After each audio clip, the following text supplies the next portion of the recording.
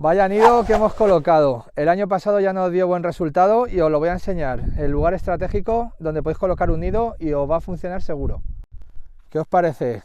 Mirad dónde está el nido, debajo de un injerto. Os hemos enseñado ya aquí cómo injertar. Tenéis los vídeos subidos. Si no, podéis acceder a nuestro perfil, que ahí tenéis vídeos de cómo injertar. Y aquí, ahora claro, esto está muy expuesto. En cuanto tenga sus hojas, este arbolito, este frutal, van a estar estupendamente los pajaritos. Se van a pelear por ver quién ocupa esta casa. ¿Qué os parece?